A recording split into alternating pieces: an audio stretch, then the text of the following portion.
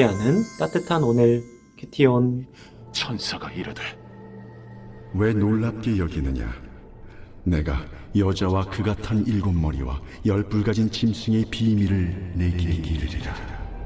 네가 본 짐승은 전에 있었다가 지금은 없으나 장차 무적행으로부터 올라와 멸망으로 들어갈 자니, 땅에 사는 자들로서 창세 이후로 그 이름이 생명책에 기록되지 못한 자들이 이전에 있었다가 지금은 없으나 장차 나올 짐승을 보고 놀랍게 여기리라.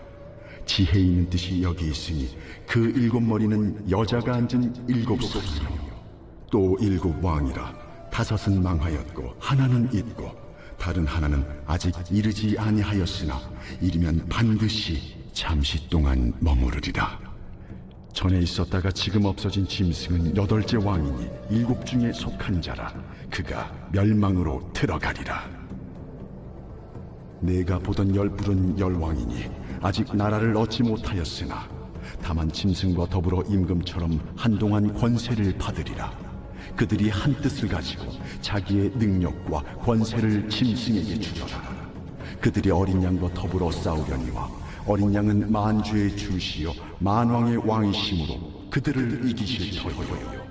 또 그와 함께 있는 자들 곧 부르심을 받고 택하심을 받은 진실한 자들도 이기리로다. 내가 본 바 음녀가 앉아있는 물은 백성과 무리와 열국과 방언들이니라. 내가 본 바 이 10뿔과 짐승은 음녀를 미워하여 망하게 하고 벌거벗게 하고 그의 살을 먹고 불로 아주 사르리라. 이는 하나님이 자기 뜻대로 할 마음을 그들에게 주사 한 뜻을 이루게 하시고 그들의 나라를 그 짐승에게 주게 하시되 하나님의 말씀이 응하기까지 하십니다.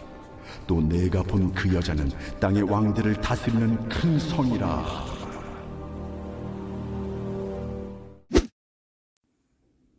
12월 17일 화요일의 큐티온을 기도로 시작하겠습니다.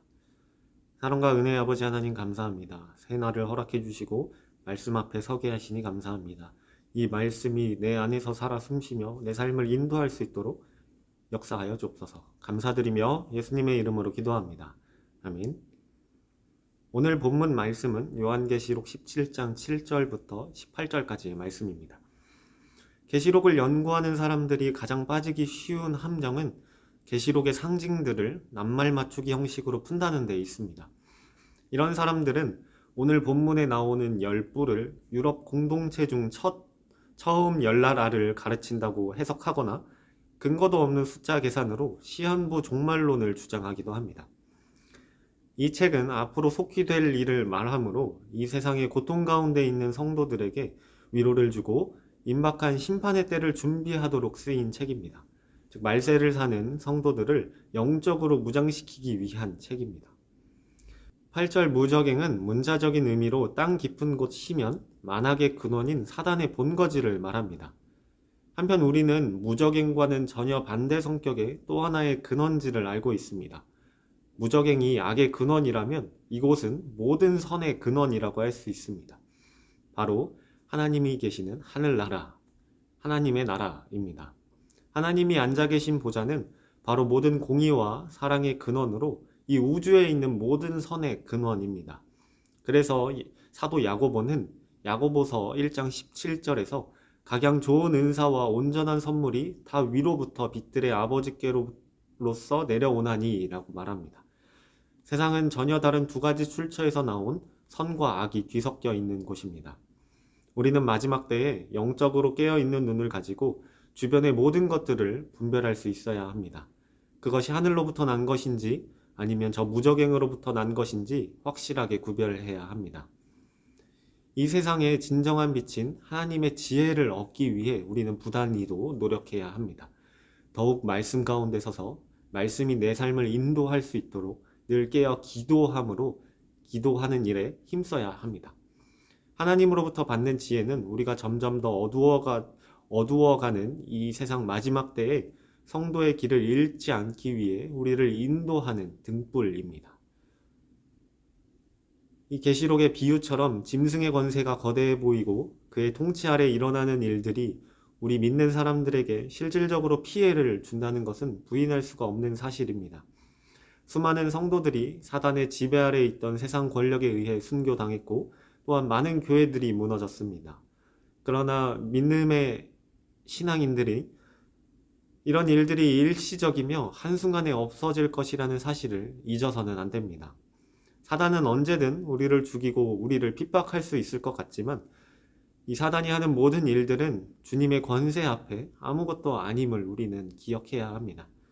순교로 신앙을 지킨 선배들이 최후의 순간까지 의연할 수 있었던 것은 우리 생명의 모든 주관자 되시는 예수 그리스도의 능력을 믿었기 때문입니다.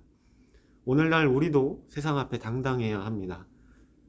오늘 이 본문에서 사도 요한이 말씀하는 것처럼 지금은 눈에 보이지 않으나 우리 주님이 만유해 주시고 만왕의 왕이심으로 반드시 최후의 승리를 얻으실 것을 당당하게 외치며 오늘도 이 세상 가운데 당당히 승리하는 여러분들 되기를 축복합니다. 17절에서 사도 요한은 그동안 되던 이 모든 일들의 주관자가 누구인지를 밝히고 있습니다. 하나님이 자기 뜻대로 할 마음을 그들에게 주사 한 뜻을 이루게 하시고 그들의 나라를 그 짐승에게 주게 하시되 하나님의 말씀이 응하기까지 하심이니라. 사도 요한의 말씀에 따르면 짐승과 음녀의 결합, 그들의 세상 지배, 그리고 분열과 최후 멸망까지 모두 하나님의 뜻에 따라 이루어진 것임을 알 수 있습니다. 여기서 우리는 그동안 품었던 질문에 대한 해답을 발견하게 됩니다. 하나님께서 악한 존재를 내버려 두시는 이유에 대해서 말입니다. 본문에서 제시하는 답은 악의 세력들을 용납해 심판의 도구로 사용하시고 동시에 심판의 수단으로 사용된 악의 세력까지 함께 멸망시켜 악의 세력을 완전히 제거하기 위해 그들을 사용했다고 말씀하십니다. 이 땅에 어느 것 하나 하나님의 주권 밖에 있는 것이 없고 하나님의 뜻과 무관한 것이 없다는 이야기입니다. 하나님은 어떤 것을 통해서도 하나님의 뜻을 이루어 가시며 어떠한 상황에서도 하나님의 선하신 뜻을 이루는데 사용할 수 있는 분입니다. 심지어 본문에서 볼 수 있는 것처럼 악한 세력의 행위까지도 말입니다. 하나님은 사단의 세력마저도 하나님의 뜻을 이루는 방법으로 사용하시고 그들 스스로 자멸하게 하실 것입니다.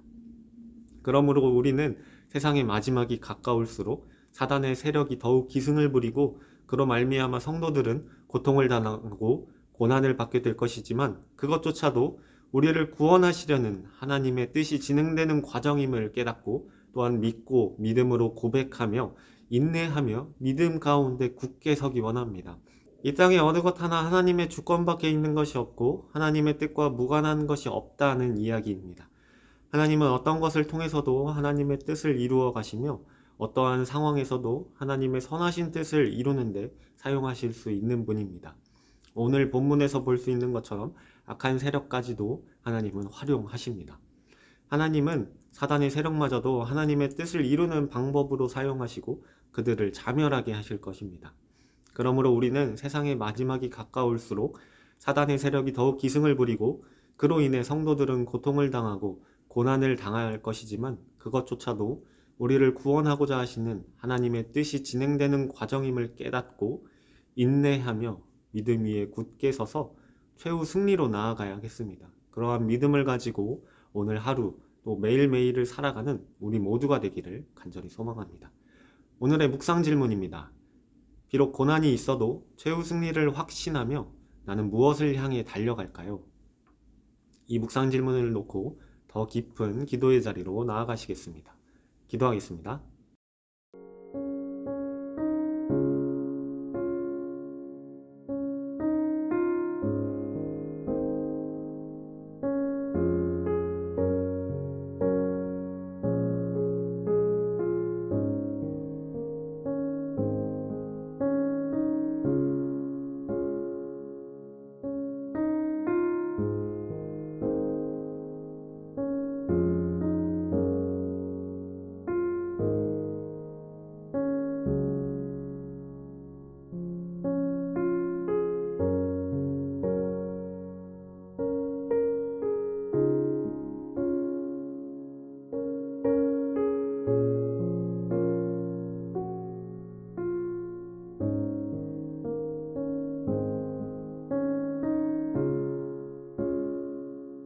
하나님, 비록 악이 무성할지라도 성도의 삶 가운데 고통이, 고난이 가득할지라도 오직 하나님의 부르심 가운데, 하나님의 인도하심 가운데 최후 승리를 믿으며 예수 그리스도의 그 십자가 사랑함으로 내게 주어진 그 십자가 지고 달려나가기 원합니다.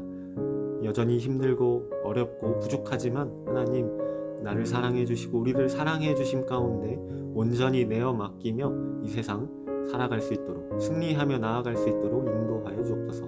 감사드리며 예수님의 이름으로 기도합니다. 아멘.